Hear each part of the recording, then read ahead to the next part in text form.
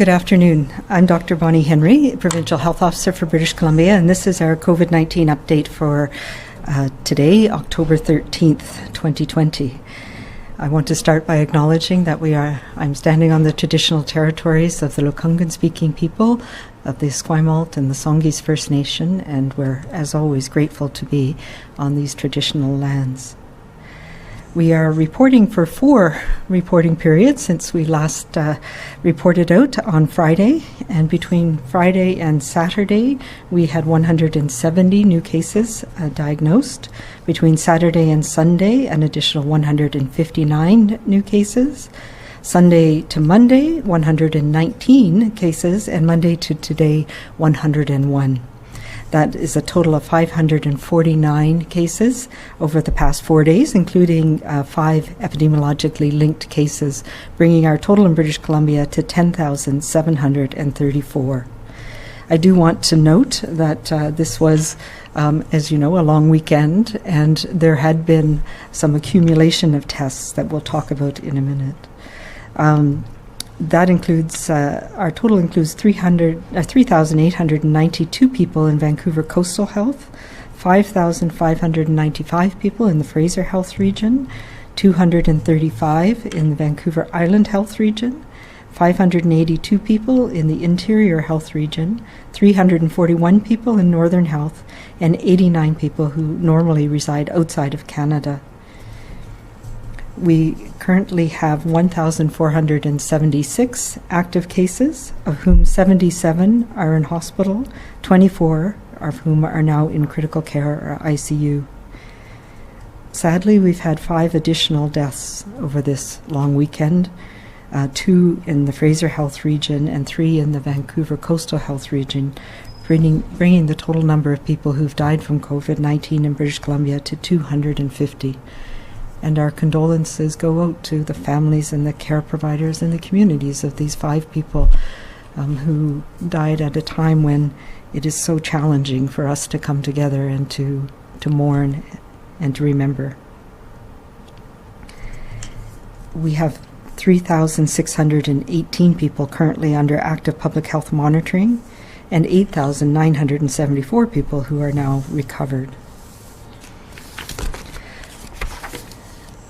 We have 4 new healthcare outbreaks to report over the past 4 days. The PICS Assisted Living Facility, Chartwell Charrington House Assisted Living Facility, Yale Town House Long-Term Care Facility, and the Weinberg Residence Multi-Level Care Facility, and those are all being posted on the website. In addition, we have 2 outbreaks have now been declared over at the Evergreen Hamlets and at Charrington Place.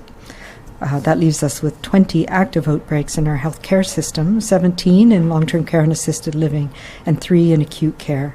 And we're up to 919 people who have been affected in long-term care, 533 residents, and 386 staff.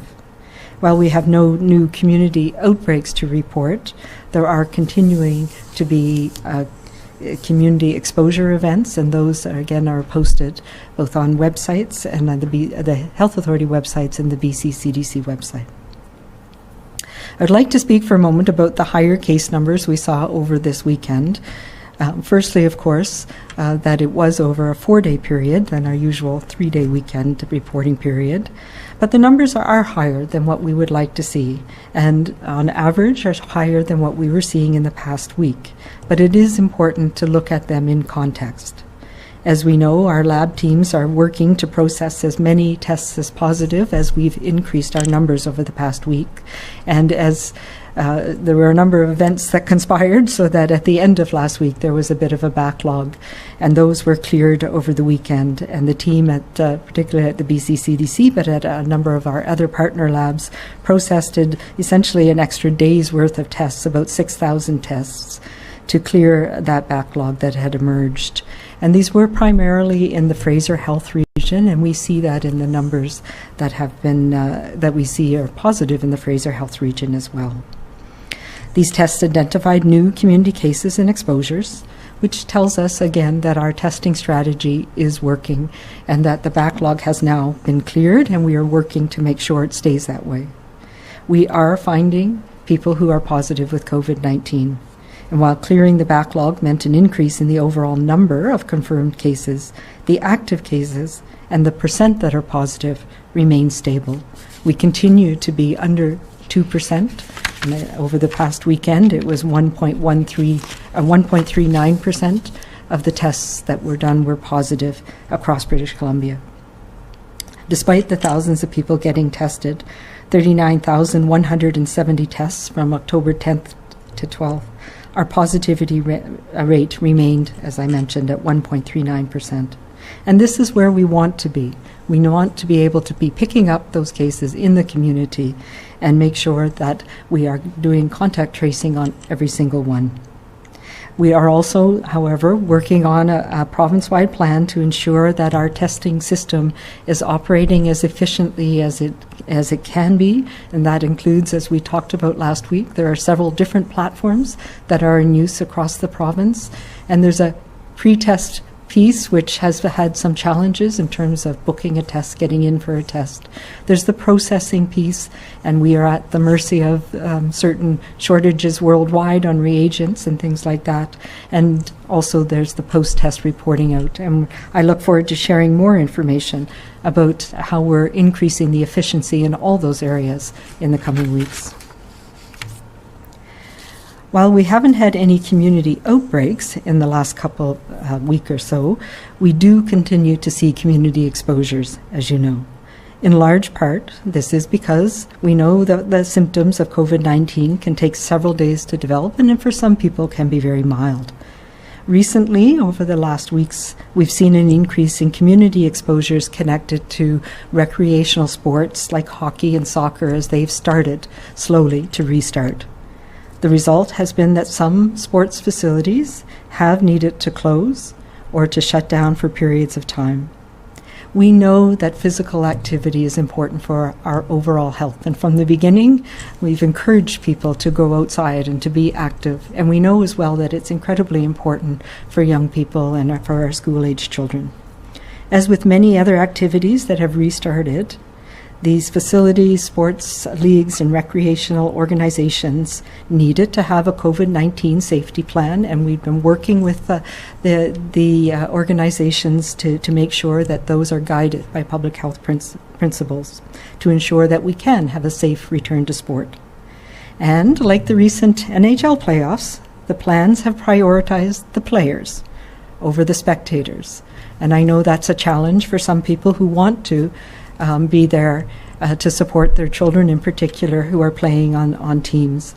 But we also know that spending time socializing or cheering with other parents and fans before, during, and following games increases risks of transmission and exposure for families.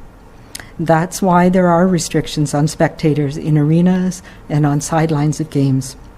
And it's important for all of us to think about our cumulative interactions. The more time we spend with others in one area means we have to be careful about spending less time in another area. If you're in a busy workplace, have children in school, then it is all the more important to limit your time with others on other, whether it's social events or recreational sports and other areas. As much as you may want to see the winning goal or celebrate that perfect pass after the game, we need to ensure we are keeping ourselves and our loved ones safe. And the best way to do that is to follow our COVID-19 safety basics on and off the field.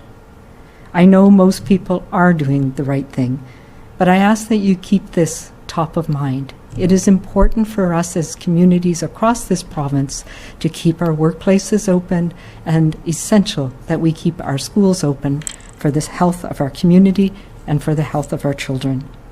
This new normal is new, and it's new for all of us. But it is not forever, it is for now. And that means if you are playing in a sports league, pick one league. Don't pick multiple leagues. If your children are involved in activities after school, pare it down so that they're not exposed to large numbers of different groups of people at different days. Our actions today have a direct impact on how our province will fare tomorrow and in the weeks to come. And we know that we can do this.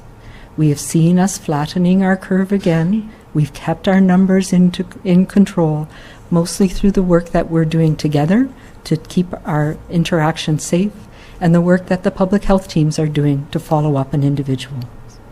Each day and month that you choose to do the right thing, you're helping to protect all of us.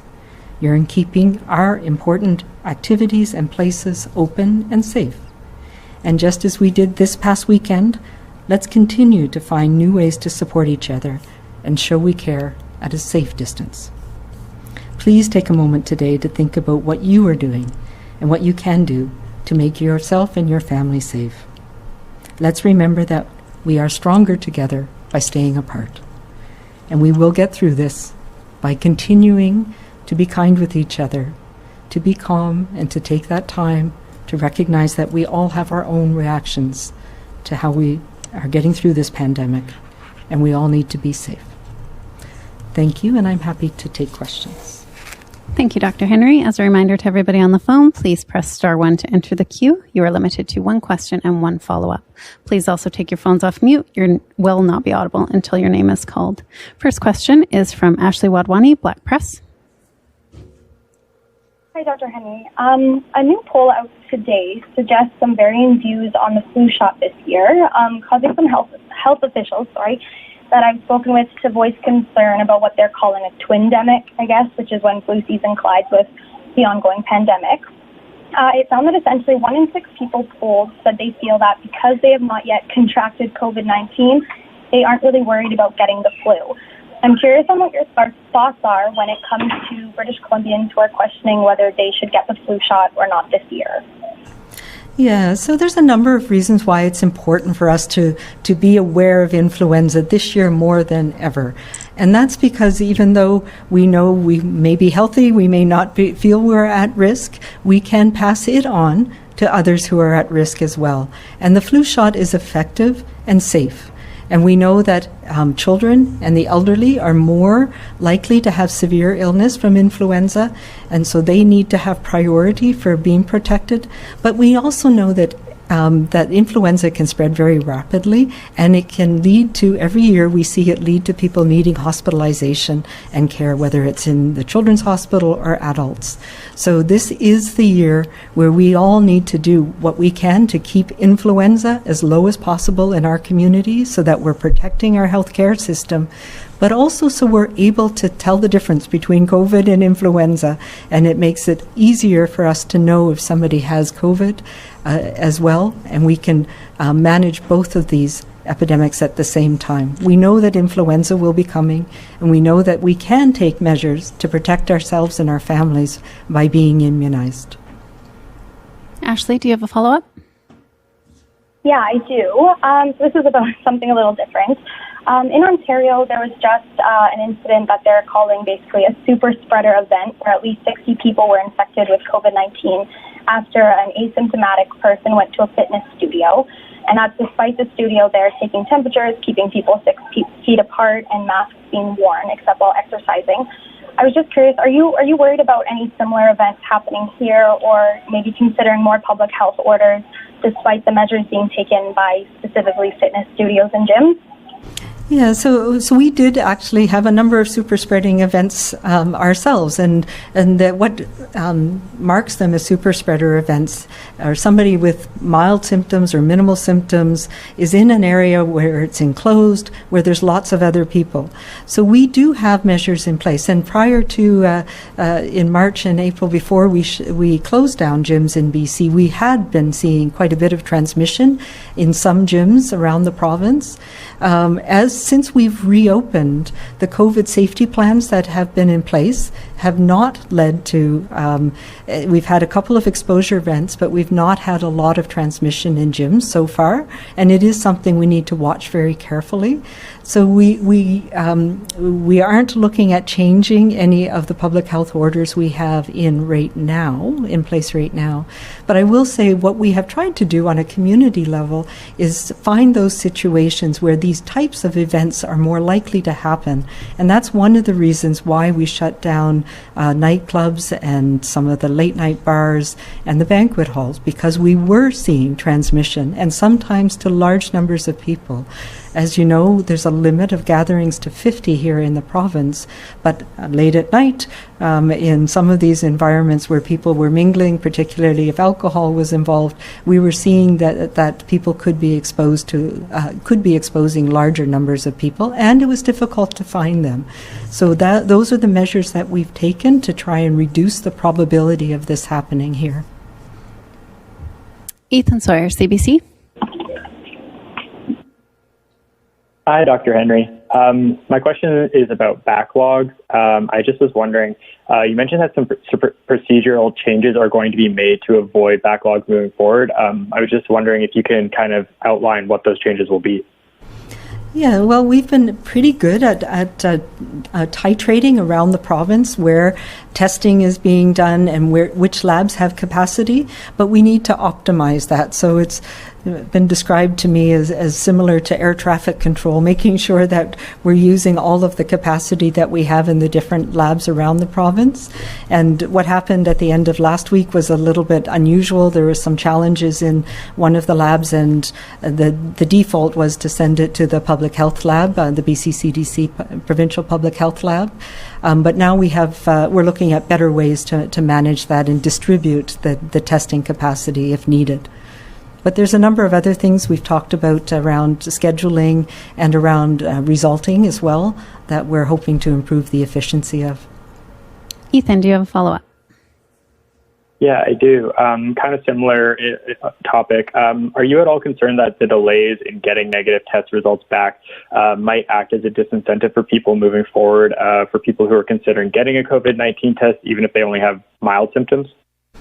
Yeah, absolutely. That is a concern, and that's one of the things that we want to address. And I think we have to be very careful, particularly if people know they've been exposed to somebody with COVID-19, that we have been very effective at getting the positive test results back to people, but there are occasionally delays in those as well.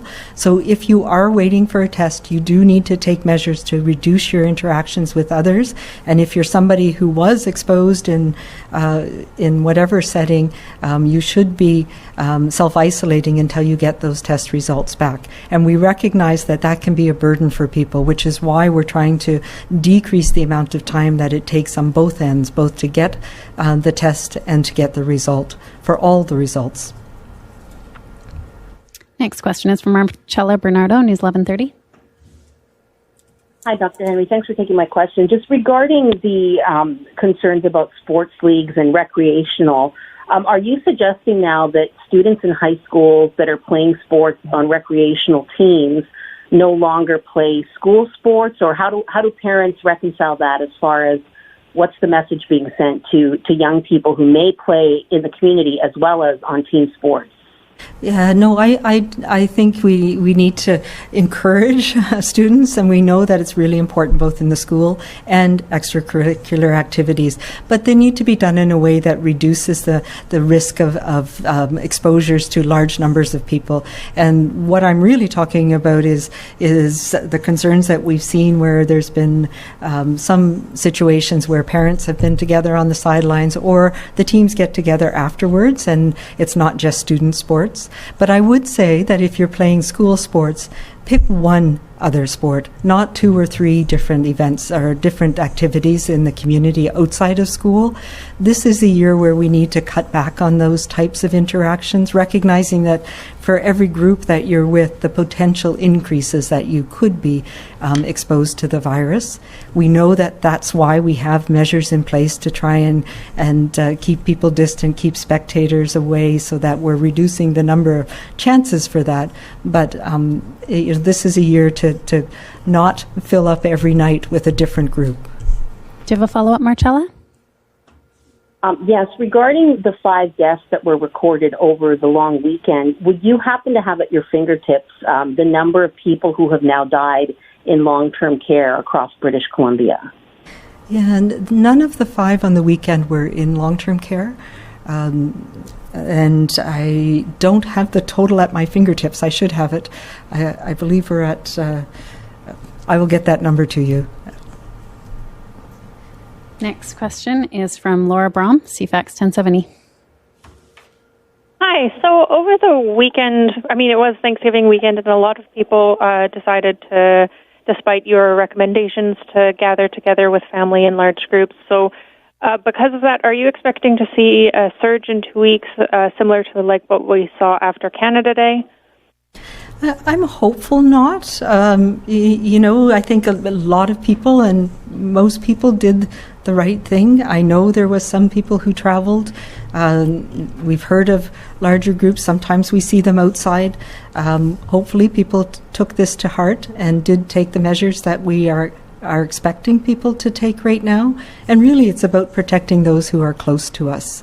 We would, however, see transmission events happen. Usually the time period between exposure and somebody testing positive or developing symptoms is 5 to 7 days. So this week will be important for us to be monitoring extra carefully for that.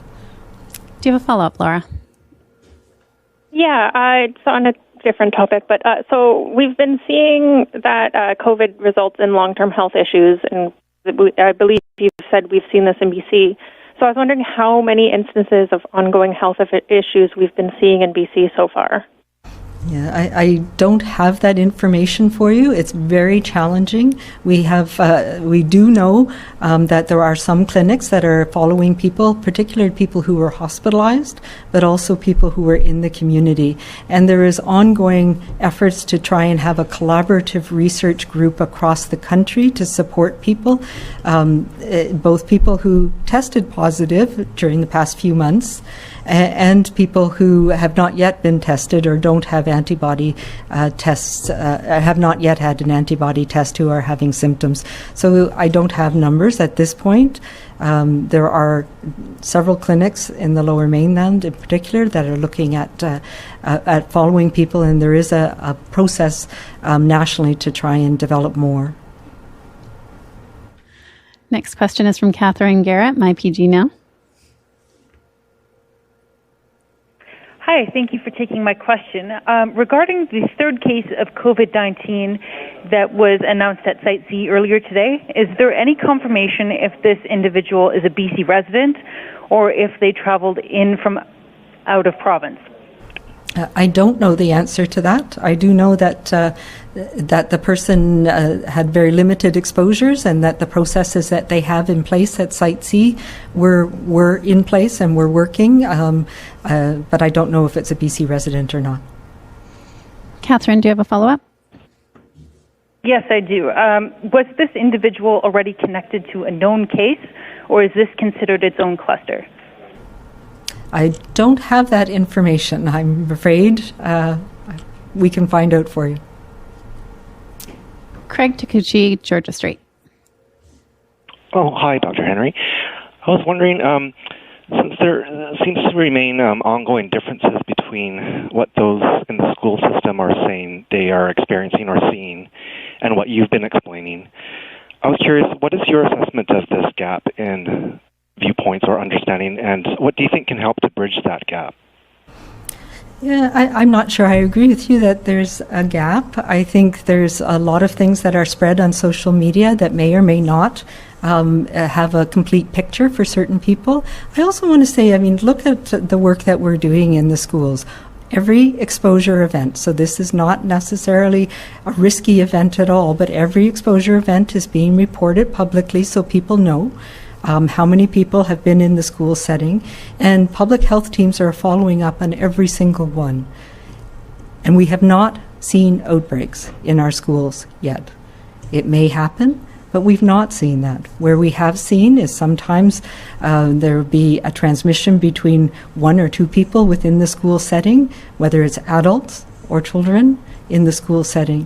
But, we've been very above board with this. We've put every exposure out, and public health teams are following up with every single case. Craig, do you have a follow-up? Oh, yes, please. As we head into flu season and with students back at school, can you clarify how important it is to sanitize surfaces? Because there's been some discussion and debate on an international level about transmission of the virus from surfaces. So I was wondering, what is your evaluation of the risk level of that transmission? I know it is challenging. You know, we talked about this earlier on, and then we learn more about the virus and where it lives and where it doesn't live so much.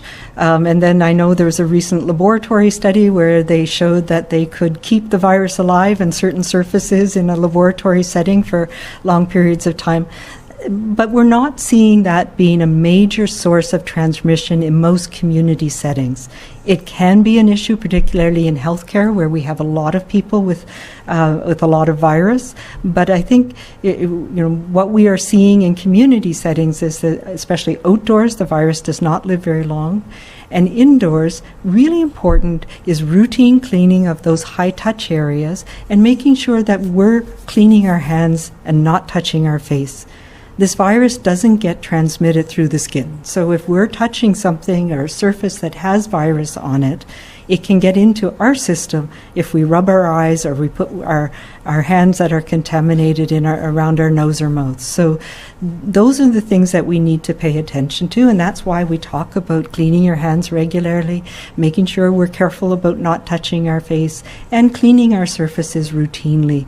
So those are things that are good advice for us all the time and will work against this virus as well. Emily Lazatin, CKNW. Hi, Dr. Henry. We're getting some mixed messages from President Trump and his doctors about how long he should have quarantined for and how long he's contagious. If someone tests positive here in BC, how long is that person contagious for, and how long should someone really isolate? Can you spell it out or make it clear for British Columbians? Obviously, I can't speak with any degree of understanding of what's happening with the U.S. president, but I can say that what we have learned is that when people have, particularly if you have mild illness and you're not in hospital, if you test positive for the disease, most people stop shedding viable virus. So viruses, they're no longer infectious to others after about 8 to 10 days. And if you're recovering, your fever's gone away, and and some people do have lingering symptoms, as we talked about, feeling of fatigue and cough that can go on for some time. But if you're generally getting better and you no longer have a fever, then most people are not infectious to others after 10 days. And that's what we use here in BC and across Canada. The caveat is it's different for some people. If your immune system is not working very well because you're on cancer treatments or taking certain medications, you may actually take a longer time for your body to clear the virus, and you can shed it for a longer period of time. And that's what we call live virus. And if you're in hospital, it can also mean that you're shedding more virus.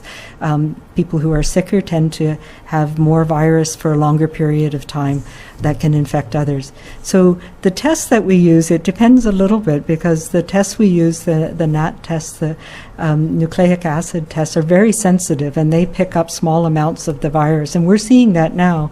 One of the long-term care homes that we had an outbreak in March in Harrow Park, and a repeat one. Some people still test positive with the test that we use, but it's not live virus. It's just pieces of the RNA from the virus that are still in the body. So it is a bit of a complicated thing, but for the most part, particularly milder illness in the community, we don't consider you infectious to others anymore after 10 days. Do you have a follow-up, Emily? Yes, I just want to add to that. He now claims he's immune to COVID-19, and we know immunity hasn't been proven. Are you worried that sends the wrong message to some British Columbians, since we listen to American news or are inundated with American news?